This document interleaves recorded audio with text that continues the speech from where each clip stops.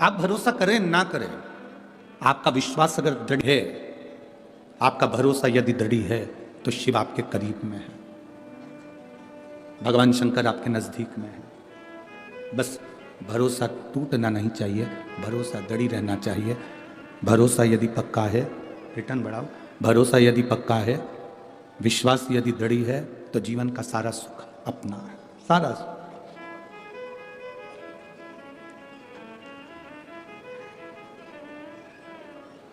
बैठे हो आप यहां, शिव की कृपा है, सुन रहे हो कथा, शिव की कृपा है।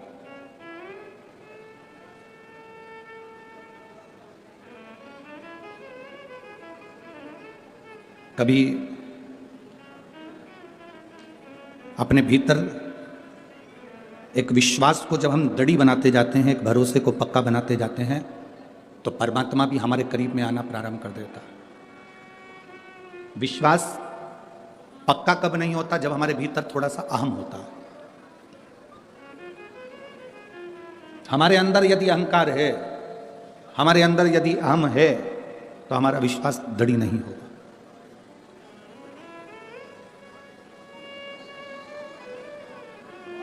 जो तुमने खाया है, जो तुमने खाया, हमने खाया, वो 24 घंटे के अंदर उसको निकालना जरूरी है। अगर वो 24 घंटे के अंदर हमारा खाया हुआ नहीं निकलता, तो हमें बीमारियां आना प्रारंभ हो जाती हैं। बोलो सही है? जो हमने खाया उसको 24 घंटे में निकालना जरूरी हो जाता है, नहीं तो बीमारी लगना प्रारंभ हो जाती है। जो हमने पानी पिया वो 3 से 4 घंटे में निकालना जरूरी हो जाता है, नहीं तो बीमारी लगना प्रारंभ हो जाती है। जो खाया उसको 24 घंटे में निकालना जरूरी है, जो पानी पिया उसको 3 से 4 घंटे में निकालना जरूरी है, जो श्वास हमने ली उसको 1-1.5 सेकंड के अंदर, 2 सेकंड के अंदर बाहर निकालना जरूरी है। उसी तरह हमारे भीतर यदि अहंकार भर गया, काम भर गया, आसक्ति भर गई, क्रोध तृष्णा भर गई, तो इसको अंदर मत रखो, इसको भी निकाल कर बाहर फेंक दो, नहीं तो ये भी बीमार कर देता है, ये भी बीमार कर देता है। जैसे खाया हुआ भोजन पेट में नहीं रखना, उसको निकालना पड़ेगा। पिया हुआ पानी पेट में नहीं रखना, उसको निकालना पड़ेगा। ली हुई श्वास हमारे भीतर नहीं रखना, उसको निकालना पड़ेगी, नहीं तो ये बीमारी उत्पन्न कर देती है। उसी तरह हमारे भीतर यदि अहंकार आ गया, काम आ गया, आसक्ति आ गई, तृष्णा आ गई, लोभ हो गया, क्रोध आ गया, इसको निकालना जरूरी है। अगर ये अंदर रह गया ना, तो फिर ये दिक्कत दे जाएगा, फिर ये परमात्मा से मिलने नहीं देगा। ढीले कम करो, ये परमात्मा से मिलने नहीं देगा, ये भगवान के करीब में नहीं आने देगा।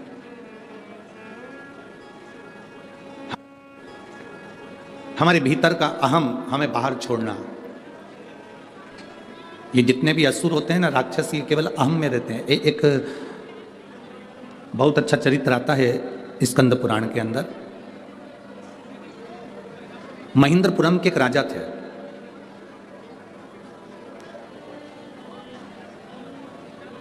बड़े आनंद के साथ वो निवास किया करते थे। उनकी धर्मपत्नी भी भगवान शिव की भगत थी और महेंद्रपुरम के राजा भी भगवान शंकर के भक्त थे।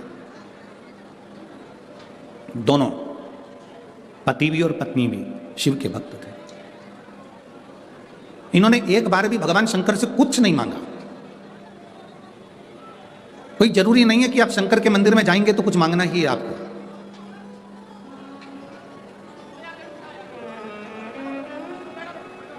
लोग कहते हैं कि हम शिव के मंदिर में जाएंगे तब हमारा दुख कटेगा।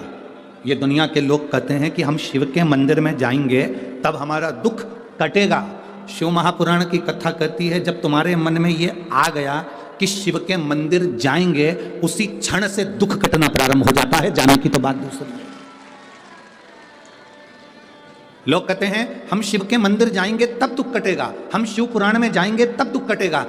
ना ना, शिव महापुराण की कथा कहती है, जिस दिन तुम्हारे मन में यह भाव आ गया कि मैं शिव पुराण में जाऊंगी, तुम्हारे मन में यह भाव आ गया कि मैं मंदिर जाऊंगी, तुम्हारे मन में यह भाव आ गया कि मुझे शंकर जी को एक लोटा जल चढ़ाना है, तुम्हारे मन में यह भाव आ गया कि मुझे भगवान का भजन करना है, समझ लो तुम्हारा दुख कटना प्रारंभ हो गया। अगर दुख नहीं कटता तो तुम्हारे मन में यह अच्छा विचार आता ही नहीं। अच्छा विचार तब आता है जब तुम्हारा दुख कटने का समय आता है। अच्छे विचार तब आते हैं जब तुम्हारा दुख कटने का समय तुम्हारे करीब में आता है, नहीं तो अच्छा विचार भी नहीं आता। अच्छे विचार तब आएंगे जब तुम्हारा दुख कटने का समय तुम्हारे पास में है। आप जितने लोग शिव महापुराण की कथा में बैठते हो, क्यों हम इतने विश्वास के साथ क्यों कह देते हैं कि जितने लोग कथा सुनने आए हो बाबा तुम्हारी झोली भरेगा, इतने विश्वास के साथ हम कहते क्यों हैं? कारण क्या है इसका कहने का? उसका कारण केवल इतना सा है कि शिव महापुराण की कथा तक वही पहुंचता है जिसको बाबा ने बुलाया होता है या चुना होता है, जिसके कष्ट मिटाना होता है।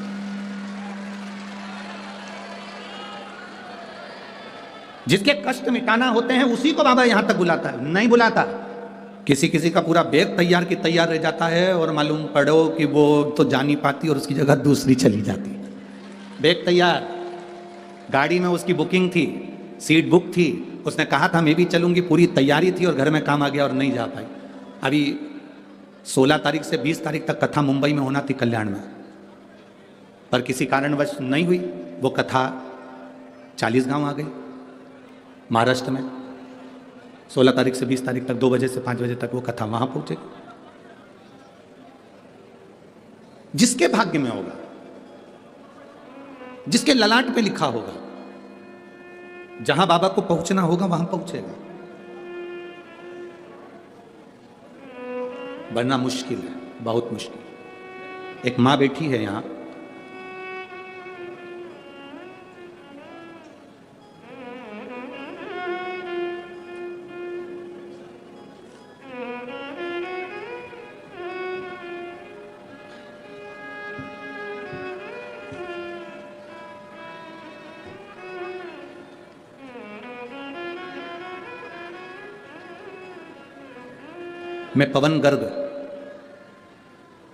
मैं पवन गर्ग निवासी गुड़गांव हरियाणा से हैं। मेरा मोबाइल नंबर ये है। कहीं बैठे हैं पवन जी गर्ग? आप ही हैं? दोनों हाथ हिला दो एक बार। श्री शिवाय नमस्तुभ्यम। मैं पवन गर्ग निवासी गुड़गांव हरियाणा। एक बार वापिस हाथ हिलाओ। ठीक, मेरा मोबाइल नंबर ये है गुरुजी। भोले बाबा की कृपा का मैं क्या वर्णन करूं। 2020 मई में मेरा कैंसर का ऑपरेशन करके डॉक्टरों ने कैंसर की गांठ निकाल दी। मेरी कैंसर की गांठ निकाल दी थी, परंतु 3 साल में दूसरी बार मुझे कैंसर हो गया। कैंसर गंभीर स्टेज पर पहुंच गया, पूरे शरीर में कैंसर फैल गया। डॉक्टरों ने कहा इतनी लास्ट स्टेज पर कैंसर है कि ये इंजेक्शन से कवर हो जाए तो बहुत बड़ी बात। हमको इंजेक्शन लगाना शुरू करा। वो इंजेक्शन इतना कष्टदायक था गुरुदेव कि उससे तो मौत भली है।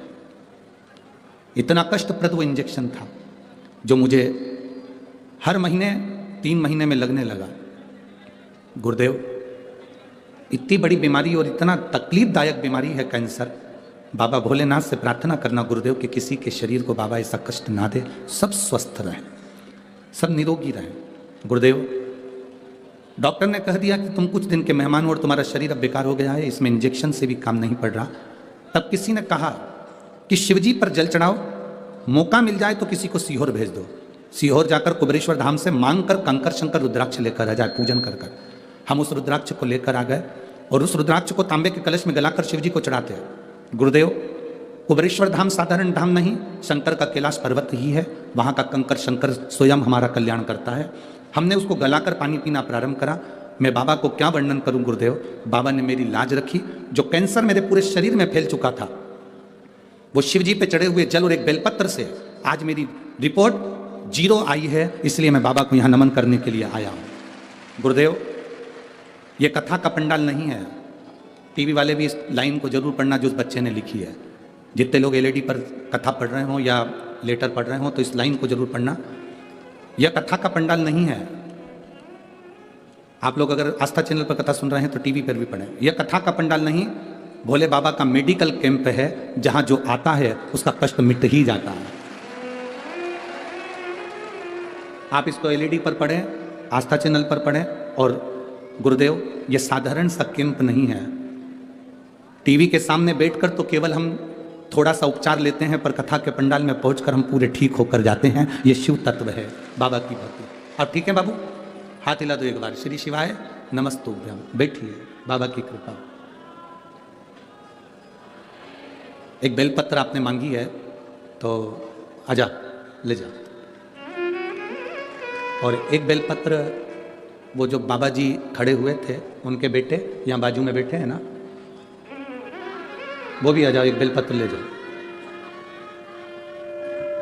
अरे खाली ना जाता कोई दर से तुम्हारे, खाली ना जाता दर से तुम्हारे, मैं भी खड़ा हूँ नन्ही बाहों से,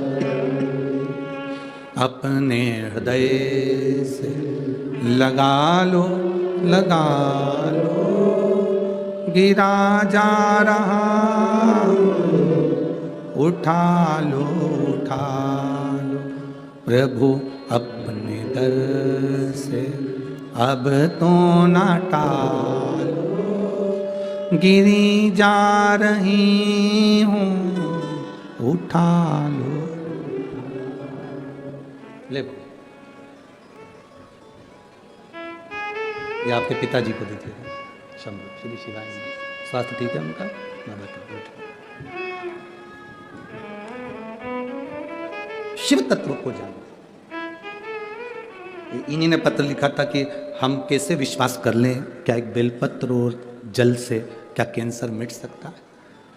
और शिव तत्व शंभु शंभु है, शिव शिव।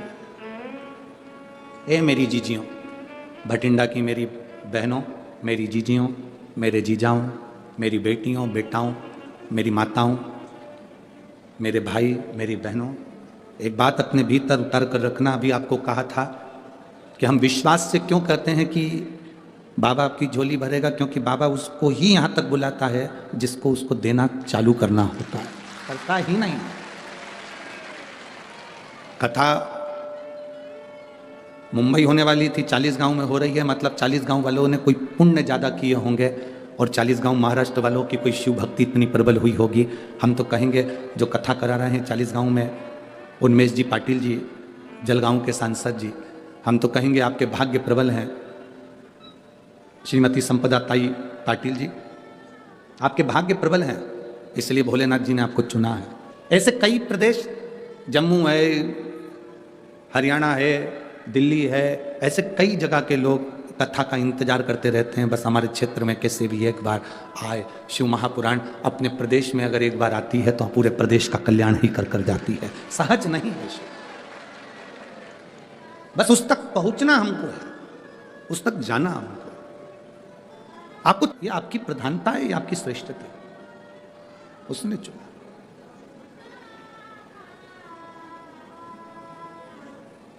एक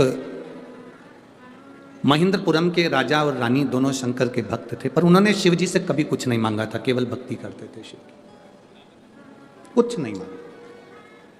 हम तो कहते हैं जो शंकर के मंदिर में एक लोटा जल चढ़ाने लगता है ना, उसको मांगने की जरूरत ही नहीं पड़ती है, लोटा भरा हुआ जाता है। और जब मंदिर से तुम खाली लोटा लेकर जाते हो, वो खाली नहीं रहता, बाबा उसको इतना रोज भरकर भेज देता है कि तुम्हारी जिंदगी सार्थक हो जाती है, इतना भरकर भेजता है।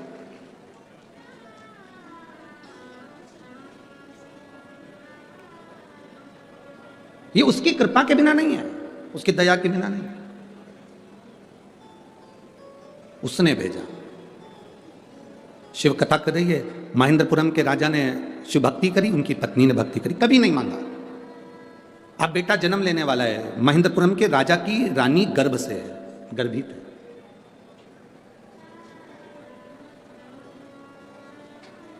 और रानी जब गर्भ से थी तो उनकी जो दासी थी, वो दासी शिव की विरोधी थी। बहुत ध्यान से सुनना कि आपका मन करता है कि मंदिर जाऊं, आपका मन करता है शिव जी को एक लोटा जल चढ़ाऊं, आपका मन करता है शिव महापुराण की कथा सुनूं, आपका मन करता है शंकर की कथा को अपने जीवन में उतारूं, या कभी मौका मिल जाए तो एक बार मैं भी बेलपत्र चढ़ाऊं, एक बार मैं भी शिव महापुराण की कथा सुनने जाऊं, ये आपका मन कर रहा है। कोई कोई मोहल्ले में, कॉलोनी में, क्षेत्र में, परिवार में कोई कोई ऐसा रहता है जो जिसको शंकर की निंदा करना अच्छा लगता है, शिव महापुराण की निंदा करना अच्छा लगता है। कोई कोई ऐसा रहता है, उसको निंदा प्रिय लगती है, उसको निंदा अच्छी लगती है। कितना बड़ा दोष है शिव महापुराण की निंदा, शंकर की निंदा, शंकर की निंदा करना या शंकर की निंदा सुनना। देव ऋषि नारद ने शिव जी की निंदा करी थी तो बंदर का मुंह लगा था। भगवान विष्णु ने शिव जी की निंदा सुनी थी तो उनको घोड़े का मुंह लगा था। उनका हयग्रीव अवतार हुआ था भगवान नारायण का, क्योंकि घोड़े का मुंह लगाया गया था, हमने निंदा सुनी थी। देव ऋषि नारद ने शिव जी की निंदा कर दी थी। रुद्राक्ष की माला जो भोलेनाथ जी ने पिनाकर भेजी थी उसको उठाकर जमीन पर पटक दिया था, शिव जी ने जो पिनाई। कितना बड़ा दोष है। आप किसी मंदिर में अपनी 4 व्हीलर गाड़ी को लेकर गए, पंडित जी से कहा पंडित जी इसकी पूजन कर दो, पंडित जी ने पूजन करी, भगवान की चढ़ी हुई माला लाकर उस गाड़ी पर चढ़ा दी, गाड़ी दौड़ने लगी, पत्तियां गिरने लगी, जमीन पर वो पत्तियां गिर रही हैं, भगवान की चढ़ी हुई माला की फूल पत्ती जमीन पर गिर रही है। उसका दोष पंडित को जितना लगेगा उससे ज्यादा दोष तुमको भी लगेगा, क्योंकि भगवान की चढ़ी हुई माला उसने गाड़ी पर चढ़ा दी और वो गाड़ी भुड़ भुड़ कर जा रही है और उसकी पूरी माला पत्तियां पांव में आ रही है। दोष लगता है। इंद्र का तो राज्य चले गया था, केवल भगवान की चढ़ी हुई बाबा भगवान नारायण ने दुर्वासा बाबा को माला दे दी, वो माला उन्होंने उठाकर इंद्र को दे दी, इंद्र ने वो माला उठाकर एरावत को दे दी, एरावत ने वो माला जमीन पर पटक दी। भगवान की पहनी हुई माला जब जमीन पर पटकी तो इंद्र को श्राप लग गया कि तू तेरी राज सत्ता पूरी विहीन हो जाएगा, तेरी पूरी सत्ता चली जाएगी, पूरा वैभव चले जाएगा।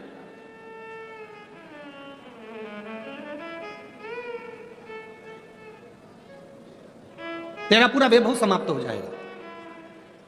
हमारी ये व्यासपीठ की हमारी एक नियम है, हमारा व्यासपीठ का एक नियम, बेलपत्री हम उसी को देते हैं जिसके हृदय में जरूरत है, जिसको जरूरत नहीं हम उसको बेलपत्र भी चेहरा देखकर समझ जाते हैं कि इसको जरूरत है कि नहीं। उसको क्या करेंगे देकर, ले गए पटक दी फेंक दी, कहीं काम की ना रही। एक बार कभी गीता प्रेस गोरखपुर की शिव महापुराण की कथा पढ़ना और गीता प्रेस गोरखपुर की शिव महापुराण की कथा को पढ़कर देखना। गीता प्रेस की गोरखपुर शिव महापुराण की कथा में लिखा हुआ है कि शंकर भगवान की पोथी पर शिव महापुराण जहां हो रही हो वहां जो बेलपत्र पोथी पर समर्पित होती है वो बेलपत्र नहीं रहती, वो दुनिया की सबसे बड़ी औषधि हो जाती है। उसका अध्ययन अगर आप लोग करेंगे, शिव महापुराण को अगर पढ़ेंगे तो आपके अध्ययन में आएगा, आपके स्मरण में आएगा। पढ़ो उसको, कहीं सियोर वाला हमारा झूठ तो नहीं बोल दिया कि अपने मन से बोल दिया। पढ़ो, विदेश्वर संहिता पढ़ो, उमाखंड पढ़ो, कुमार संहिता पढ़िए, पढ़ो उसको, उसमें मालूम पड़ेगा।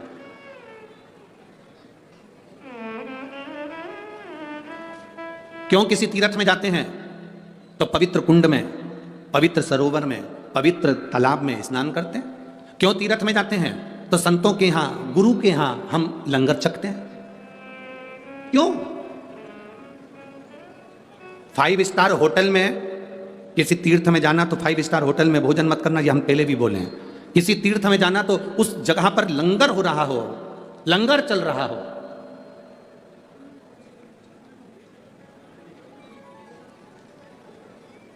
कोई गुरुद्वारा नजदीक में पड़ गया हो और बहुत प्रचलित गुरुद्वारा, साहब हम वहां जाएंगे, हम लंगर चखेंगे। साहब कहीं पर प्रसाद का सुंदर संत का डेरा हो, साधु का डेरा हो, वहां कुछ रूखी रोटी भी मिल जाएगी तो उसको चख लेंगे। कितनी रोग, कितनी तकलीफों को ये हर लेता है। लोग हर लेते, ये तकलीफ है। सीहोर कुबेरेश्वर धाम पर लोग आते हैं, अभी तो रसोई घर वहां का तैयार हो रहा है। आप लोगों का प्रेम है, शायद 15 से 20 दिन में वो रसोई घर तैयार होकर उस रसोई घर में भी अब मशीनों द्वारा भोजन तैयार होने लगेगा और भोजन लाखों भक्त जैसे वहां आते हैं प्रेम से पाने लगेंगे। बाबा की ऐसी कृपा।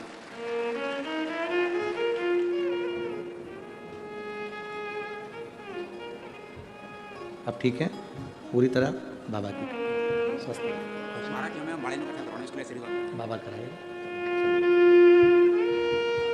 पलंग पर पड़े रहते थे, इतना कैंसर फैल चुका था कि पूरा शरीर बेकार हो चुका था और डॉक्टर के हिसाब से हर 3 महीने इंजेक्शन लगता था इनको। अब ये बाबा की कृपा से पंडाल में बैठकर कथा सुन रहे हैं। ये शिव कृपा, औघड़ी की कृपा, शिव तत्व। बोल बम का नारा है, सारी समस्या का हल शिव तत्व की प्राप्ति का मूल। एक निंदा करने वाली ने निंदा करना प्रारंभ करा। महेंद्रपुरम के राजा रानी शिव भक्त थे और एक उनकी सेविका ने निंदा करना प्रारंभ करा। सेविका निंदा कर रही,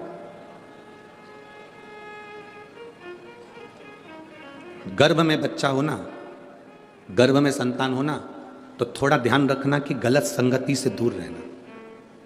लोग गलत संगति किसको समझते हैं कि साहब ये मत खाना, वो मत खाना, ऐसा मत करना, वैसा मत करना। गलत संगति इसको भी कहते हैं कि आप निंदा ना सुने, आप चुगली ना करें आप, क्योंकि बच्चे में वो असर आ जाएगा,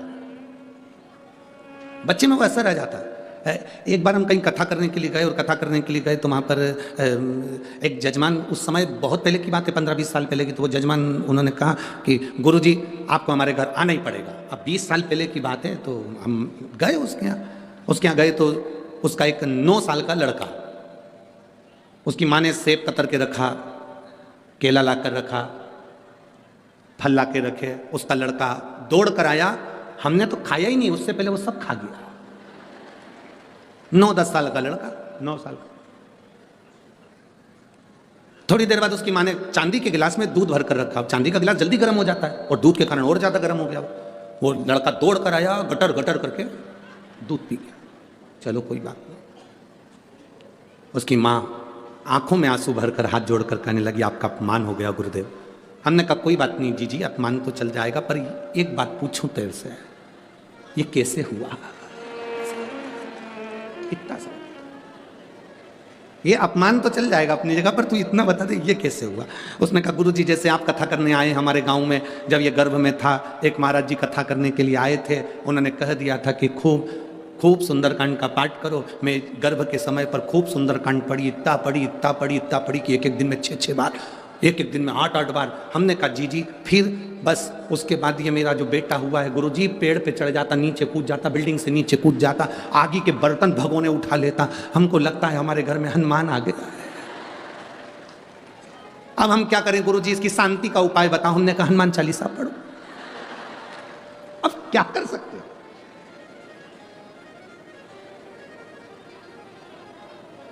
अरे पवन तनय संकट हरन, मंगल मूर्ति रूप, राम लखन सीता हृदय बसो। एक बात बहुत अच्छे से सुनना। अरे तुम्हारी बीपी की गोली है ना, शुगर की गोली है ना, वो डॉक्टर कह देता है सुबेरे शाम एक लेना। डॉक्टर 2 गोली का डोज कब देता है? जब तुम्हारा बीपी शुगर ज्यादा ही गड़बड़ हो रहा हो। बोलो सही बात है कि गलत है? नहीं तो 1 गोली बहुत है। पंडित जी ने यह थोड़ी ना कहा था कि दिन भर 24 घंटे सुंदरकांड पढ़ो। तुमने टेबलेट ज्यादा ले ली, गोली ज्यादा खा ली। पंडित जी ने कहा था सुंदरकांड का पाठ करना, पर ऐसा नहीं बोला था कि 24 घंटे पढ़ ली। आज तक इस व्यासपीठ से हमने ये नहीं कहा कि तुम 24 घंटे शिव जी के मंदिर जाके बैठ जाओ। बोला कभी? अपने घर में रहो, खूब बढ़िया भोजन बनाओ, अच्छा व्यापार करो, नौकरी करो, सर्विस करो, अपने शरीर की कैपेसिटी है उससे दुगना कमाओ। हम ये भी नहीं कहते कि तुम तुम्हारा काम छोड़ दो, धंधा छोड़ दो। अपने शरीर की जितनी कैपेसिटी उससे दुगना कमाओ, ज्यादा से ज्यादा कमाओ। पर निवेदन है, कमाने के साथ में जो कमाया है उसका कम से कम 2 अंश अपने शरीर पर खर्च भी करो। जोड़ जोड़ के मर मत जाना, अपने ऊपर खर्च करो। अपने ऊपर, सियोर वाले महाराज को भी मत दो, किसी को मत दो, तुम अपने ऊपर खर्च करो। तो अपने ऊपर खर्च नहीं करता, वो बाद में फिर दवाई में खर्च करता है। ऐसे कई प्रदेश। शिव महापुराण के उमाखंड में भगवान शंकर पार्वती जी से कहते हैं, सुन पार्वती, शरीर का विकास करना मेरा काम है। पार्वती, शिव महापुराण के उमाखंड में देवादिदेव महादेव कहते हैं, शरीर का विकास करना मेरा काम है, बुद्धि का विकास करना मनुष्य का काम है। अपनी बुद्धि को कहां तक लेकर जाना है। शरीर का विकास मैं करूंगा, पर बुद्धि का विकास इंसान खुद करेगा, मनुष्य खुद करेगा। अपनी बुद्धि का विकास आपको करना, क्या अच्छा है क्या बुरा है, कौन गलत है कौन सही है, किसके साथ रहना किसके साथ नहीं रहना, कौन अच्छा कौन बुरा, ये तुम्हारी बुद्धि का विकास तुम्हें करना पड़ेगा। जरा सा सुंदरता देखकर, जरा सा प्रेम देखकर ये नहीं सोच लेना कि बहुत अच्छा व्यक्ति। ना ना ना ना, पहले परखो, जानो, उसके बाद विचार करो।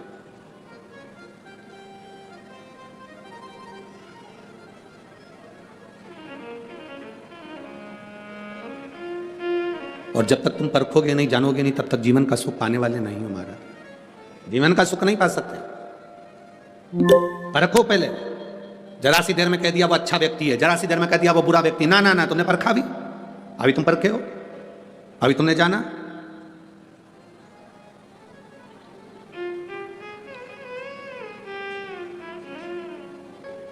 तुम परखोगे तब मालूम पड़ेगा ना। पहले तुम भटिंडा के लोग जब टीवी पर कथा देखते होंगे, सुनते होंगे, तो कहते होंगे इतना सारा लोग आता है कथा सुनने, इतने सारे भक्त आते हैं शिव महापुराण कथा सुनने के लिए। अब भटिंडा के लोग जब अपने खुद के ग्राउंड में देख लिए, बाहर दरवाजे के बाहर खड़े रहे, अंदर जगह नहीं मिली बैठने को, तब समझ में आया इतने आते हैं, इतने आते हैं, तब समझ में आया। आप किसी को अच्छा कर रहे हो, पहले उसकी अच्छाई को अच्छे से जानो। आप किसी को बुरा कर रहे हो, पहले उसकी बुराई को जानने का प्रयास करो। क्यों बुरा है वो, किस लिए बुरा है? संसार में कोई ऐसा नहीं जन्मा जो बुरा हो, संसार में कोई नहीं जन्मा जो बुरा हो। कई लोग कहते हैं हम तो बड़े तकलीफ में, हम तो भगवान ने हमारी दृष्टि नहीं करी, हम तो दुनिया के सबसे दुखी व्यक्ति हैं, भगवान ने हमें क्यों पैदा कर दिया, हम तो मर जाएं तो अच्छा। हम उनसे कहते हैं ईमानदारी से बोलो, तुम जिस कमरे में सोती हो, तुम जिस कमरे में सोते हो, उस कमरे में कितने लोग हैं जो पूरे घर का टाला, झाड़ू, बर्तन मांजने का सामान, बेकार टूटा फूटा सामान, बेकार टीवी, बेकार फ्रिज अपने कमरे में रखते हैं। तुम में से कोई है जो सोने वाले कमरे में बेकार फ्रिज रखता है? तुम में से कोई है जो अपने कमरे में बेकार टीवी रखता है? तुम कोई है जो बेकार फटे जूते, फटे हुए कपड़े अपने कमरे में रखते हो? बेकार लैंप, बेकार सामान, बेकार ट्यूबलाइट, बेकार बल्ब अपने कमरे में रखते हो? अटाला कोई अपने कमरे में नहीं रखता, रखते हो क्या? अपने कमरे को लोग वीआईपी बनाकर रखते हैं, एकदम क्लीन, एकदम साफ। वही सामान रखते हैं जो मेरे यूज करने का है, वही सामान रखते हैं जो मेरे प्रयोग का है। जब आप अपने कमरे में अटाला नहीं रखते, कवाड़ा नहीं रखते, तो भोलेनाथ अपनी पृथ्वी पर कवाड़ों को क्यों रखेगा? उसने भी वीआईपी को रखा है, अच्छों को रखा। ब्रह्मा ब्रह्मलोक का, वैकुंठ भगवान विष्णु का, और पृथ्वी शंकर भगवान की है। मृत्यु लोक में अगर आपका जन्म हुआ है, समझ लेना आप डायमंड हीरा हो, समझ लेना आप हीरा हो। बस अपनी पहचान करना चालू करो, अपने को पहचानो कि मैं क्या हूं।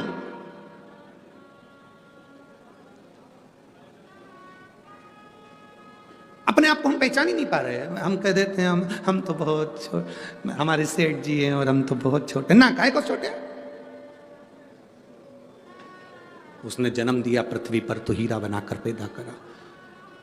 जितनों को मेरा परमात्मा पैदा करता है, उतनों को कुछ ना कुछ हुनर देकर भेजता है। बस उस हुनर को हमें खोजना है, और जिसने अपनी जिंदगी के उस हुनर को खोज लिया, समझ लो वो जिंदगी में नाम कमा कर चले गया। उस हुनर को खोजने की तैयारी करो, उसको खोजो। लोग कहते हैं कैंसर जैसी बीमारी का, रोग का इलाज नहीं, लोग कहते हैं लीवर किडनी का इलाज नहीं। हम कहते हैं एक बार दिल से शिव महापुराण की कथा सुनो और भगवान शंकर पर एक लोटा जल चढ़ाना प्रारंभ करो। ऐसा दुनिया में कौन सा रोग है जो महादेव नहीं हर सकता? हरेगा, बस तुम्हारा दिल और विश्वास पक्का रखना। एक पत्र है, देखिए।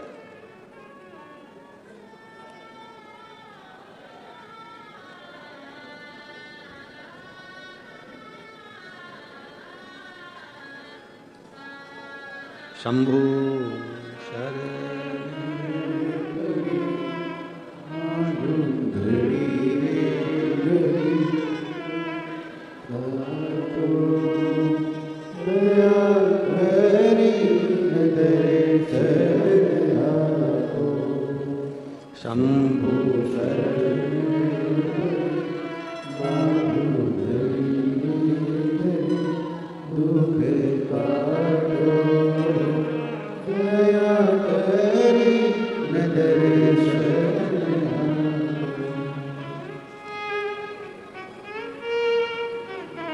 मेरा नाम निर्मला देवी है। मैं बरनाला की रहने वाली हूँ, बरनाला की रहने वाली हूँ।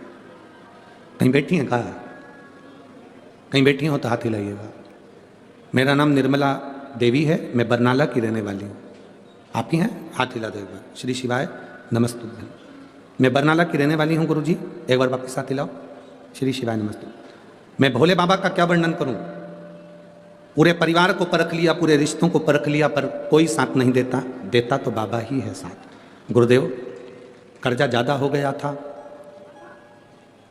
बहुत ज़्यादा मात्रा में कर्जा बढ़ गया था। शायद इसको चुकाना मुश्किल था, इतना कर्जा था। रोते रोते जीवन निकल रहा था, आंसू भर भर कर रोते, क्योंकि कर्जा इतना है कि कैसे चुकाएं। पर आपकी कथा टीवी पर आई और उसने बल प्रदान करा। आपने बेलपत्री के कांटे, बेलपत्री की पत्ती, शमी पत्र का एक उपाय आपने बताया, और उस उपाय को बाबा की कृपा से हमने केवल एक बार करा। और बाबा का मैं क्या गुणगान करूं गुरुदेव। आज मैं बाबा की कृपा से पंडाल में बैठी हूँ, पूरा कर्जा चूक गया, तब मैं कथा सुनने के लिए आई हूँ। मैंने भी संकल्प लिया था जब तक कर्जा नहीं चूकेगा तब तक पंडाल में नहीं जाऊंगी, पर मेरे बाबा ने मेरा पूरा कर्जा चुकाया। शायद मेरी जिंदगी में इतना बड़ा कर्जा किसी का नहीं होगा जो मेरे ऊपर था, पर मेरे बाबा ने चुका दिया। आज मैं बाबा को नमन करने के लिए आई हूँ, बस बाबा को प्रणाम करने के लिए आई हूँ। ठीक है बाबू, श्री शिवाय नमस्तुभ्यम। बैठिए। हर हर। एक पत्र और देखिए।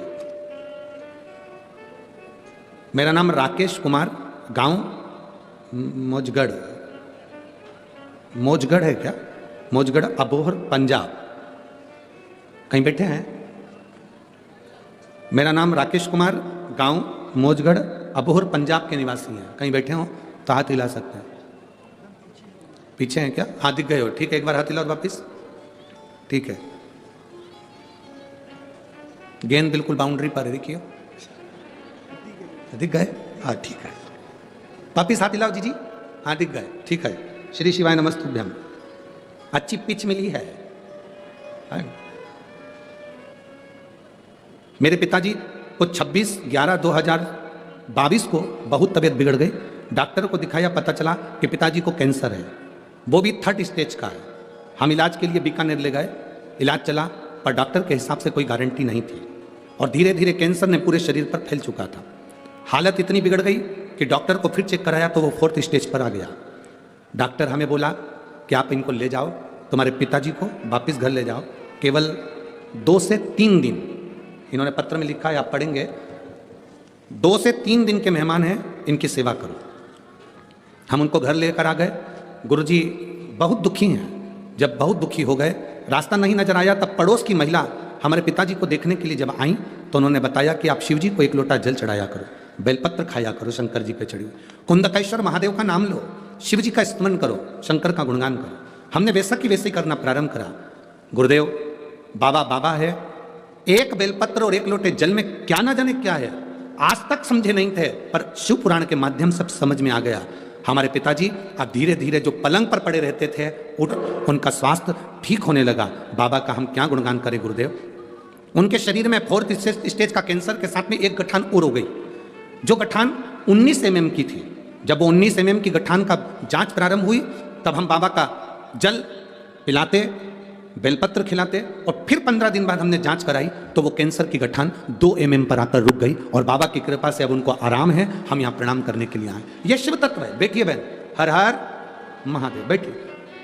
शिव भक्ति है, एक विश्वास, एक भरोसा, एक दृढ़ता।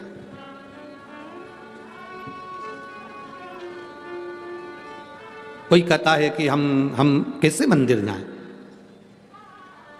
हम शिव को नहीं मानते, हम इस धर्म के, हम उस धर्म के। हम कहते हैं तुम्हारे घर में अगर कोई बीमार पड़ता है तो डॉक्टर के पास जाते हो कि नहीं जाते? डॉक्टर से पूछते हो कि तू कौन से धर्म का है? डॉक्टर से पूछते हो कि तुझे कौन सा रोग लगा है? डॉक्टर से पूछोगे कि तू ब्राह्मण है कि क्षत्रिय की वैश्य के शूद्र है? नहीं, डॉक्टर से अपना रोग बताओगे और उसका इलाज करवाओगे।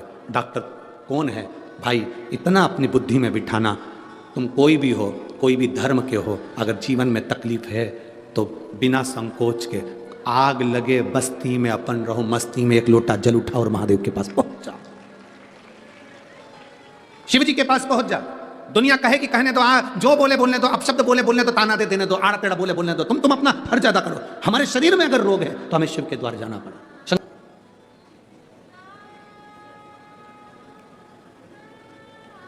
एक माता बैठी हुई है यहां, उसकी एक कामना पूरी हो गई थी। जब से कामना पूरी हुई थी, आज तक उसने अन्न को, कहीं बैठी होगी यहीं एक बार, कहां बैठी है? 18 दिन, उसका पत्र भी था।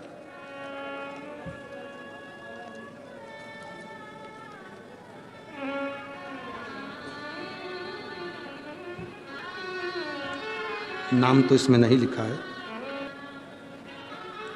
कहीं बैठी हो तो हाथ हिलाना। 18 दिन हो गए तो बैठी है। कहाँ बैठी? जिसने 18 दिन से अन्न, माँ यहाँ आई हैं, उनकी बेटी है। एक बेलपत्र ले जाओ बबुआ के, ब्लैक जैकेट में बेटी आई हुई है।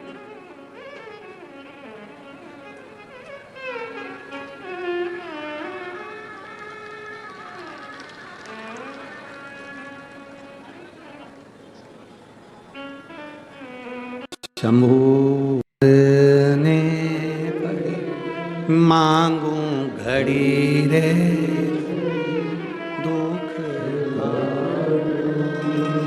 दया कर। बेटी आप ही की है जो लेने आ रही है बेलपत्र, आप ही हैं जो 18 दिन तक अन्न ना पाया। एक बार हाथ हिला दो वहां पर। श्री शिवाय नमस्तुभ्यम। साधुता पर निवेदन है, आज आप भूखे ना जाना, यहाँ से लंगर चक्कर जाना, बाबा से प्रार्थना कर कर जाना। बैठिए, आपकी बेटी को हम दे रहे हैं बेलपत्र, आपके पास आ जाए। बैठिए। शंभु शंभु शर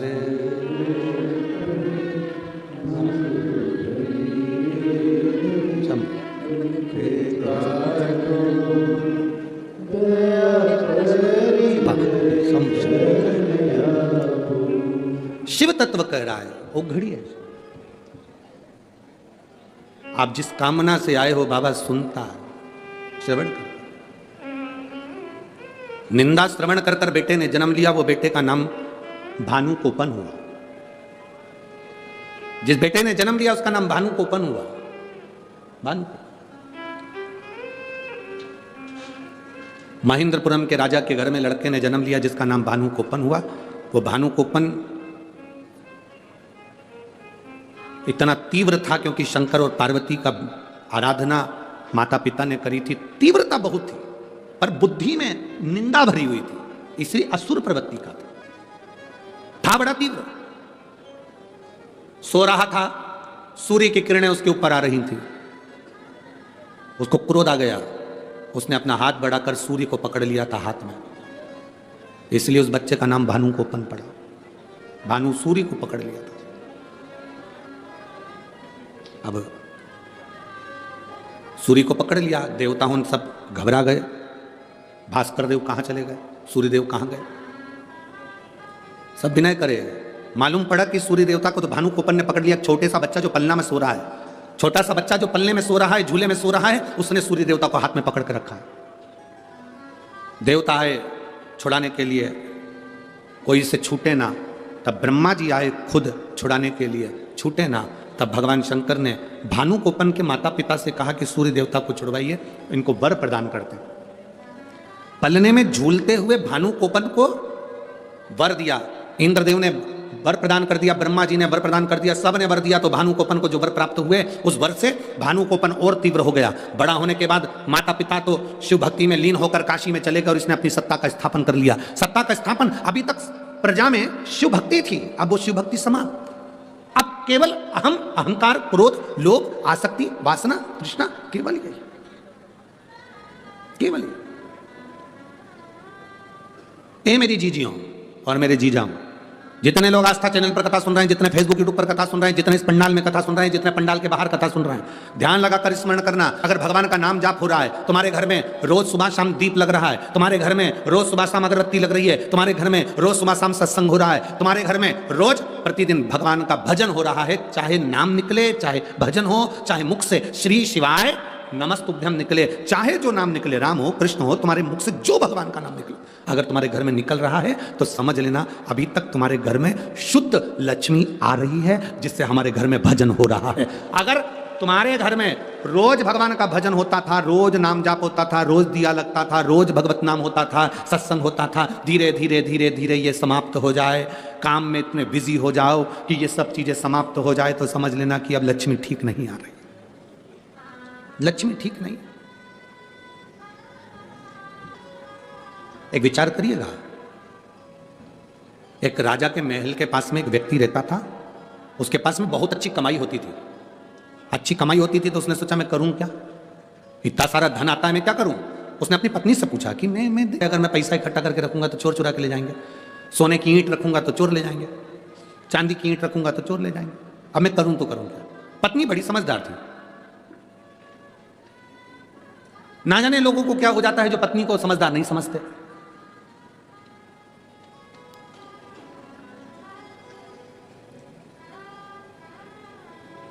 स्त्री, नारी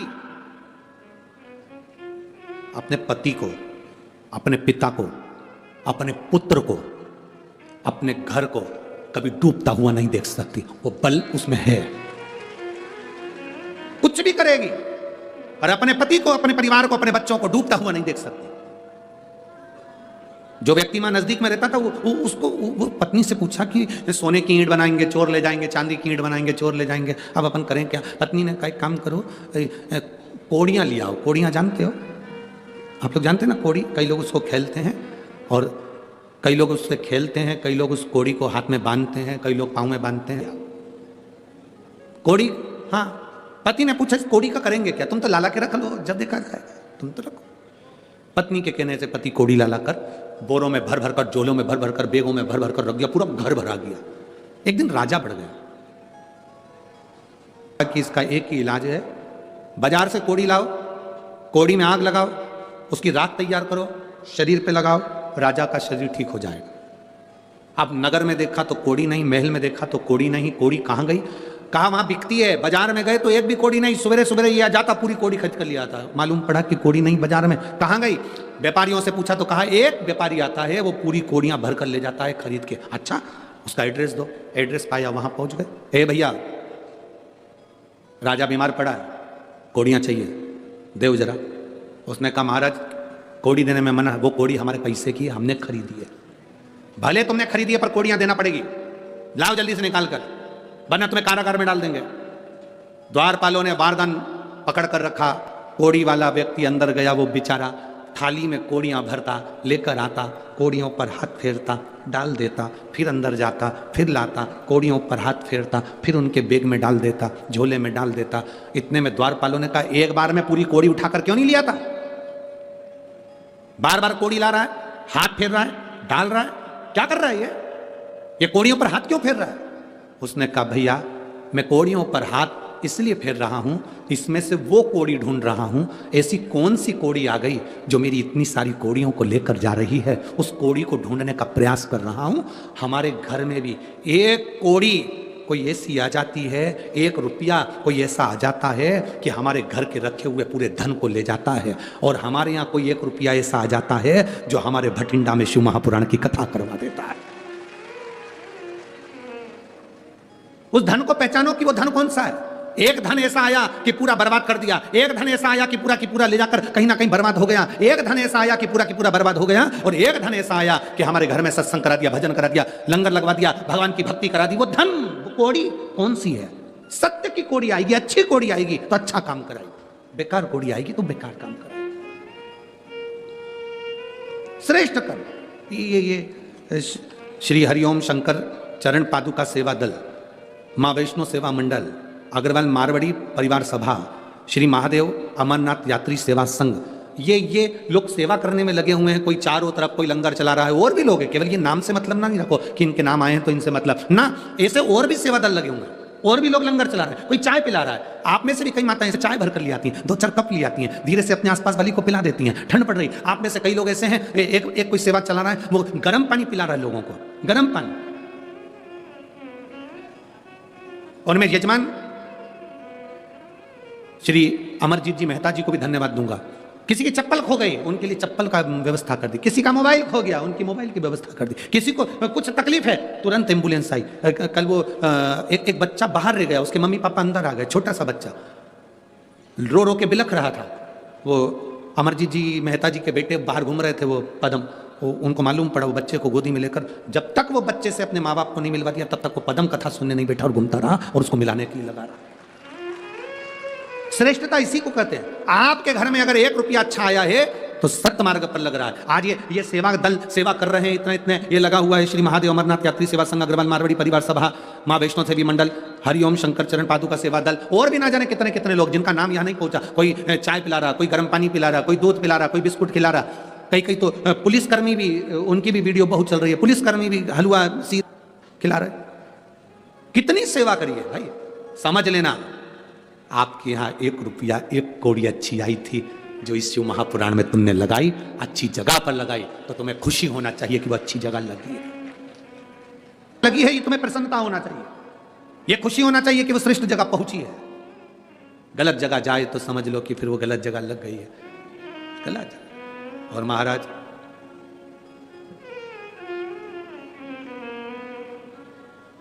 शिव महापुराण की कथा कहती है, भगवान शंकर का संवाद कहता है।